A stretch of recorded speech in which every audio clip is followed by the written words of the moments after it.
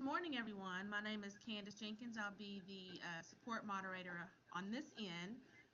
This is creating an accessible syllabus training that will be presented by David Dixon of Southeast.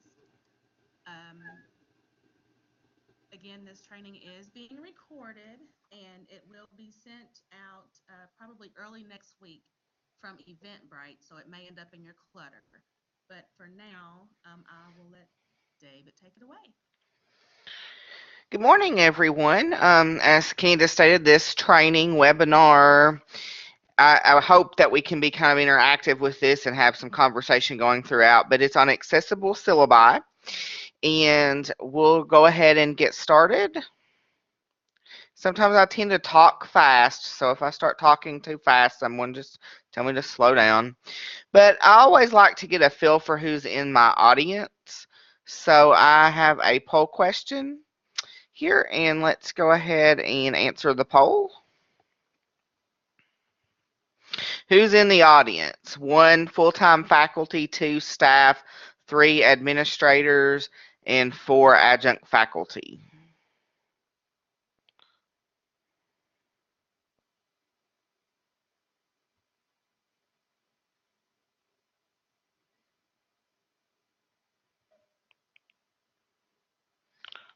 Okay, let's see. I'll give Amanda just a second to answer the poll question she just joined.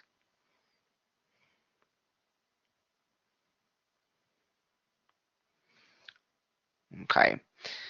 Pat, I see you have your hand up. Did you have a question or was that by mistake?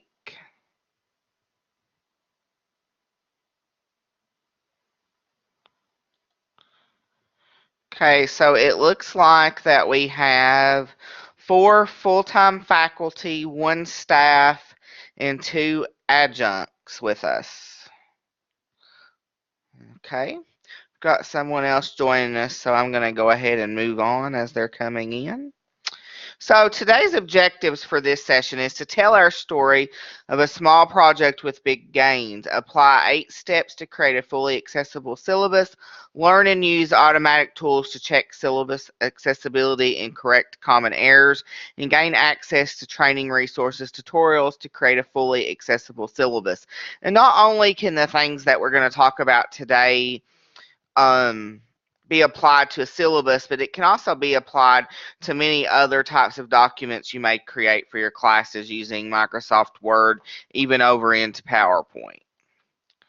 So we've got another poll question. Let's go ahead. Who thinks their syllabus is accessible? 1 for yes and 2 for no. Just a minute to answer the poll.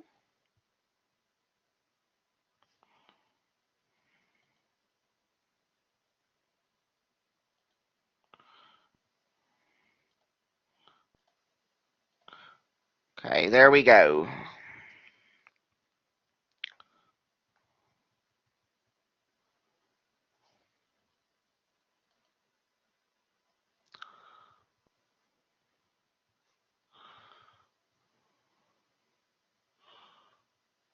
Okay, so it looks like 4 of our participants said they think their syllabus is accessible, and 1 person thinks their syllabus is not accessible. So hopefully after this session, we'll see if you still think this or if you think you may need to rethink a few things. So, why should you have an accessible syllabus? Well, first of all, first impressions matter. This is a first touch document and all students are impacted. As we know, in a lot of classes, the syllabus is the first document that a student sees and often is used as like a syllabus quiz for our no-show reporting, especially if you're doing learn on demand classes. Razor sharp focus, the syllabus only, word only. So you're going to start small and gain big. So what is an accessible syllabus? Well, an accessible syllabus is equally readable and usable to students of all abilities and disabilities. So why should you have an accessible syllabus? Well, I'll kind of summarize that. My thoughts is your syllabus should be accessible because all students deserve a chance to be able to know what's going on in class. So, steps to creating an accessible syllabus. There are 8 steps. If you have dual screens in your office, you may want to pull up a Word version of your syllabus and work through that as we're going through. But those 8 steps are: make sure you always include the accessibility statement in your syllabus, format your fonts and colors appropriately, format your syllabus using headings and styles. And step number 3 is one that a lot of us think we're doing, but we're really not. Make sure your images in your syllabus have alt text descriptions. Make sure your links are accessible and meaningful. Make sure your tables are labeled with a header row and alt text.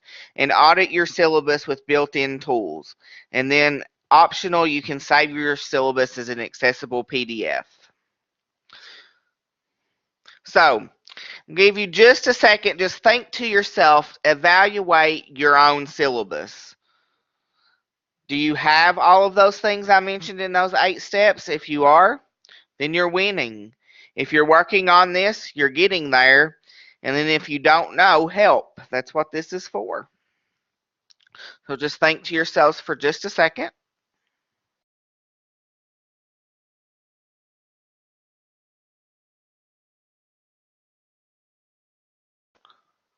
Okay, let's move along. Ready? Let's do this. I've included a student self-advocate statement here from Jennifer Aaron. A disability statement opens the lines of communication, making the student feel more comfortable approaching faculty to disclose their disability and needs for accommodations. So, the first step is probably one of the easiest steps, is to always include the ADA statement in the syllabus. The standards statement that encourage your students to self-advocate for themselves. Often, especially if you're working with a lot of students that are coming right out of high school, they don't really realize that their accommodations aren't going to come to them without them advocating for themselves, because they're so used to, they have their special education teacher, their paraprofessionals, those types of things there. So it's important that we include this statement and also bring it out to our students, especially if you're teaching those classes such as FYE 105, Gen 100, CIT 105, some of those first touch classes when students get on our campuses. But this statement should be an invitation to students who have disabilities to meet with faculty members in a confidential environment to review the course requirements and discuss their needs for accommodations. Establishing reasonable accommodations should be considered on a case-by-case basis because of the functional limitations of each individual, and the specific demands of the course will vary. And this is one of the things that I think you may want to do with your ADA statement. Although it is not required, I've often heard many people talk about making this statement just a little bit larger so that it does stand out in your syllabus, and also so that students that have vision impairments are able to find that statement more easily. So step number 2 is formatting your fonts appropriately. You're always going to want to use a sans serif font. This makes screen readers easier to read that type of font. Do not use Times New Roman. Use Arial, Verdanda, or Calibre. Often we're told to use the 12 size font. It's recommended to use 14 for your syllabus. And then how to emphasize: don't use underlines or caps. Make sure you use bold, which stands for strong, italics to emphasize, and then add a prefix if you want something, if it's something that's important, if it's a note or something you want your students to remember more so than other things in your syllabus. Make sure you add a prefix to that so students' attention is called to that for your students.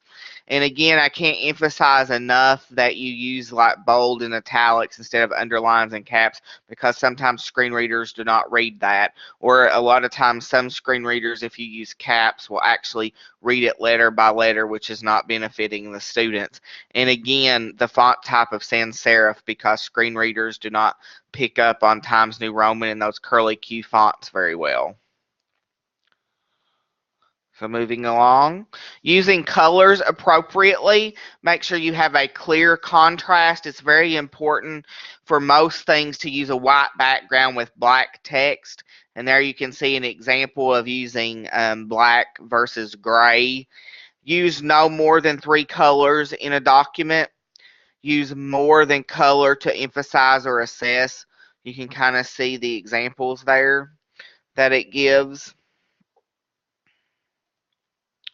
Step number 3, this is a step that often we think we're using headings and styles just because we're using fonts, we're using bold, we're making things bigger. That's not necessarily the case. A screen reader is going to read something that is a 25 font, the same that it's going to read something at a 14 font if it does not have a style applied. So in your ribbon on your Microsoft Office Word, you have the Styles section, and there you can see the headings 1, 2, 3, a title, a subtitle, emphasis, and so forth. I can't stress enough for your headings and your subheadings and things to use those customizations that are in that section of Microsoft Word. Now, you may not like that light blue font. If you right click on that, you can change that to make it your own customizations. So it's really important that things like your course number, day and time of class, and different headings that you do use that style ribbon customization for the screen reader to pick that up as a heading. So just kind of how to do this. By using the headings, it allows you to use the navigation pane tool, which can easily be found if you go to the View section and then select Navigation. And as you can see, because I've used different headings and things to format this syllabus, you can see now you can easily click through Course Overview, Course Details, Course Requirements, Statement of Disability. You can get right to those things because I've added headings in there, which allows the navigation pane to be visible. If you use your bold and your bigger font size, that navigation pane would not be accessible. It would not show the navigation pane. So examples, our next step is oftentimes we like to use pictures of our textbook or pictures of yourself, pictures of our school logos. It's very important to remember that we need to use the alt text tags because a screen reader, again, is not going to read that text. It's just going to say image if we don't do put in alt text. So it's important to describe the image in brief. If it's a picture of the textbook, make sure you describe what that textbook is, whether it's Discovering Computers in Microsoft Office 365 or maybe the APA handbook for your English classes. Only use 1 to 2 sentences and only essential information. So for example, if it's a picture of yourself, you may put in the title instructor photo and then put this is a photo of Mr. Dixon with his dog or whatever. So it's important to make sure that we do use those. And in order to get to this menu that I'm showing here on the screen, you would click on your picture and then go up to the Format tool on your ribbon. And then it's going to allow you to do the alt text. So it's also important to remember to don't use a complete URL in your syllabus. Now, this is kind of one of the things that in the last time I done this session, we had a lot of discussion about. When you use the complete URL in your syllabus, it might be good to use that if you're doing a print syllabus, because obviously a student would not be able to click on a print syllabus. But if you are using a syllabus that you're uploading, for example, into Blackboard, you would want to use a descriptive link, a brief, meaningful descriptive link. So for example, my complete URL is to the academics page on our Southeast homepage, but in my online syllabus, I want to tell them what that link is to, SKCTC Academics, and it's also important to always tell them if that link is going to open in a new window. Now, the reason you would not want the screen reader to read HTTP blah blah blah southeast.kctcs.edu is because it's going to read that out to them. Whereas they're going to be like, okay, this is a hyperlink, but what is this link taking me to? By using a specific link that opens in a new window, it's telling them what that link is taking them to. Okay, so I've covered a lot there in a brief amount of time. I'm going to pause just a moment to see if anyone has any questions or any comments they would like to add.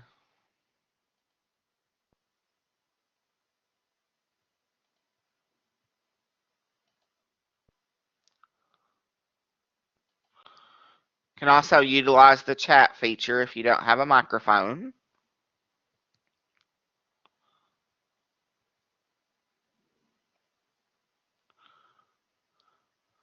Okay, if there's no questions or comments, let's move along to step number 6. Okay, so step number 6 is creating an accessible table, and I do apologize. For some reason, Blackboard Collaborate did not upload my images. So, some of my images. So I'm going to see if I can share my screen so we can see that.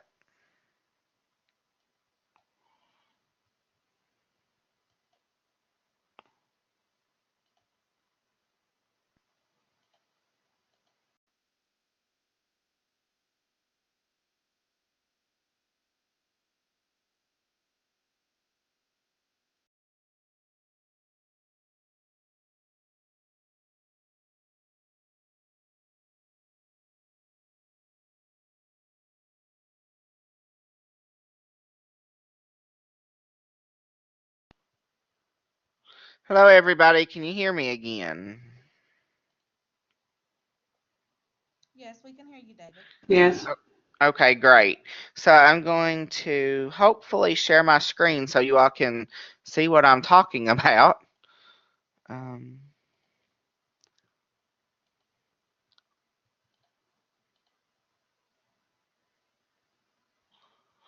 okay, so are you all able to see my PowerPoint screen?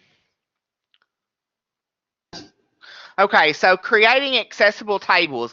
A lot of us like to use tables in our syllabus to lay out things by the week, to lay out drop add dates, those types of things. So it's very important for us to remember to make sure we add alt text to that. So for example, you can see there your row, add an alt text description and title for your table, specify which row is your header, and it's always best to avoid merges and splits. Now, this is also where some of us like to maybe just take a screenshot of a table and put it in our syllabus. It's very, very important when working with images and tables that we follow ADA compliancy.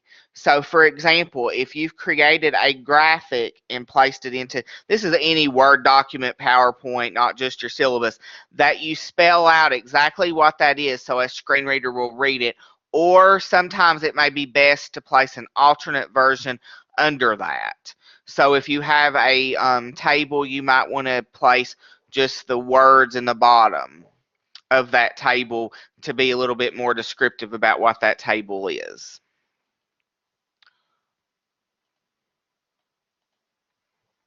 Okay.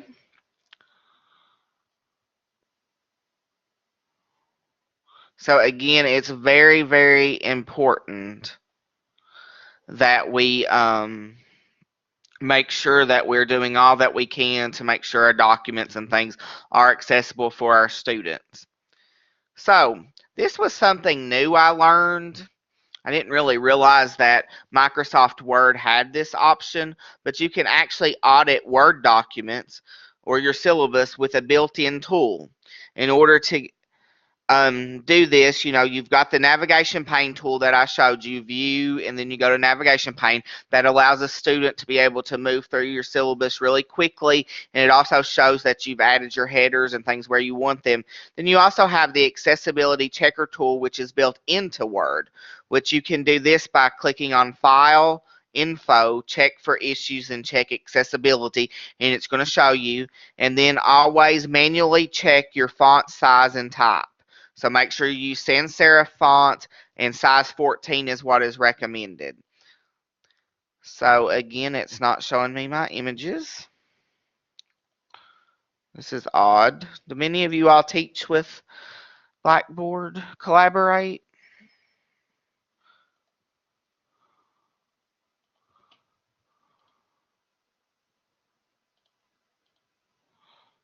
So we're gonna, I think I'll just go off of this for the next time. But this just kind of shows you how to get to your accessibility checker tool. You go to File, Info, then check accessibility, and it's right there. And then the last step is if you want to bring this out as a save it as a PDF. That's very simple to do. Is it showing step number 8 on your screen?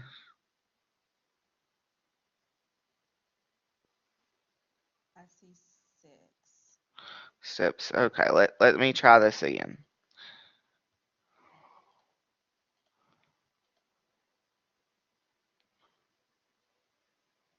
Okay, that is weird. Okay, now are you all seeing step number 8? We can see 8 now. Okay, so in order to save and share as an accessible PDF, many of you all may already know this, but you just click File, Save As, and then if you click on your options, you can change that to be a PDF. And then in your options tab is going to allow you to make it accessible. So of course, advantages is all students usually have a PDF on their computer, whereas they may not have Microsoft Word yet. It embeds easily into your LMS as well. It is mobile friendly. So just wanted to bring out a few things. Some people have noticed the little meters now that are in our Blackboard. So for example, if you're seeing this green meter, that means that that document and whatnot is completely accessible to students. Whereas if you're seeing like this meter, which is on a PowerPoint that came from a publisher, it's 59 cents accessible. This PDF has contrast issues. And then sometimes you'll actually see guidance when you click on that meter to tell you how to fix something. So one of the things that I've found while going through some classes and looking is that a lot of times when you get publisher related materials, those publisher related materials are not completely accessible. So it's very important that you go in and check those. So I'm going to pause for just a moment. Does anyone have any questions?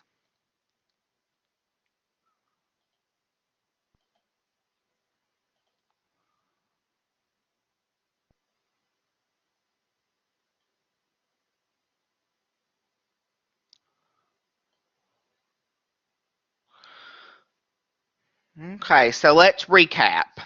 You already know all of these things. Include an accessibility statement in your syllabus. Make sure you format your fonts and colors appropriately. Format your syllabus using headings and styles. Make sure your images are accessible with alt text descriptions. Accessible and meaningful links. Make sure your tables are accessible using a header row and alt text. Make sure you audit your syllabus with the built-in tools. Sometimes we think things are accessible and they're not.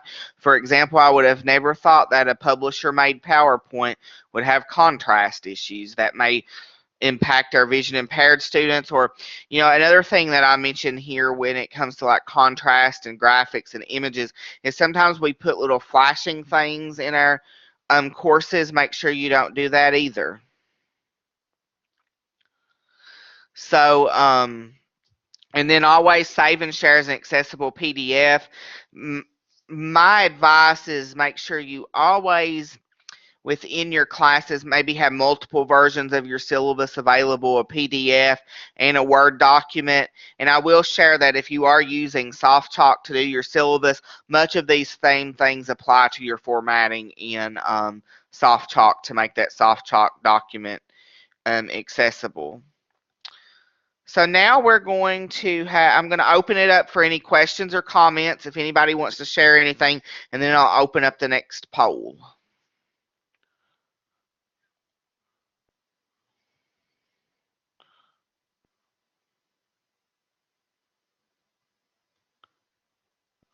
Okay. So this poll has two choices. My syllabus is up to par, or my syllabus could use some revisions.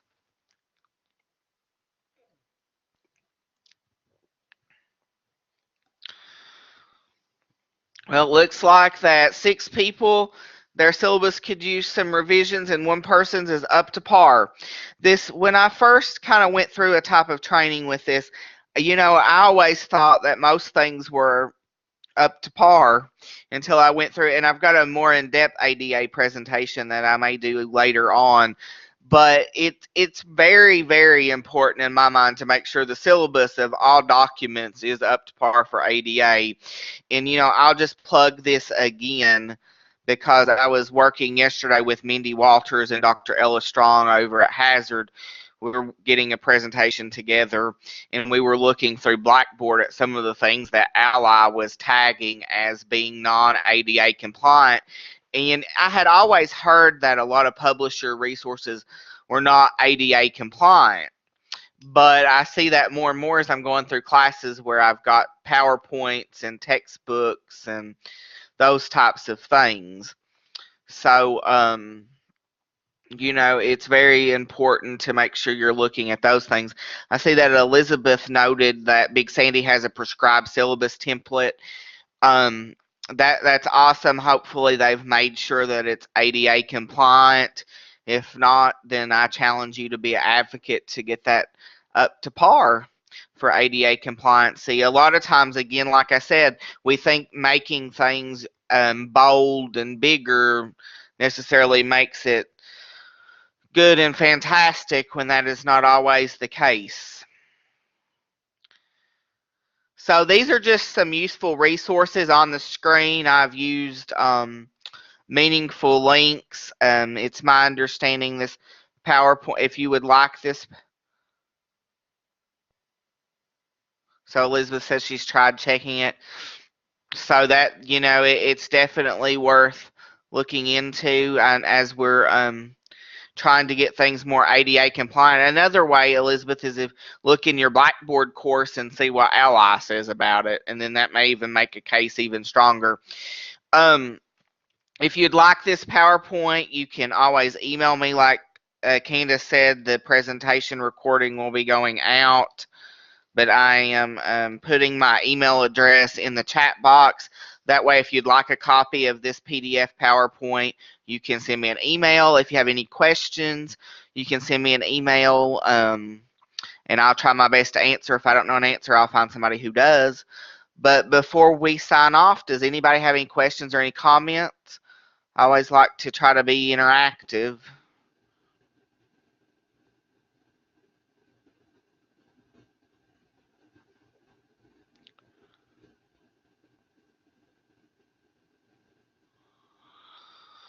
Well, I just want to thank those of you that joined, and if any of you all are department chairs, division chairs, or any type of leadership role, and you would like maybe a little bit more in-depth presentation on ADA, and I also have some materials to put together a presentation on making PowerPoints, Excel documents, and things ADA compliant as well, and PDFs ADA compliant. I would be more than happy to put something together to do for a small group. We can use Skype or we can use Collaborate, whichever works.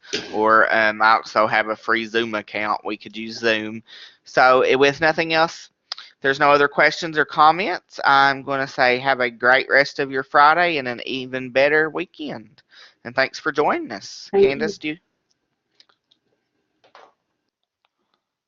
Thank you. I will stop the recording now.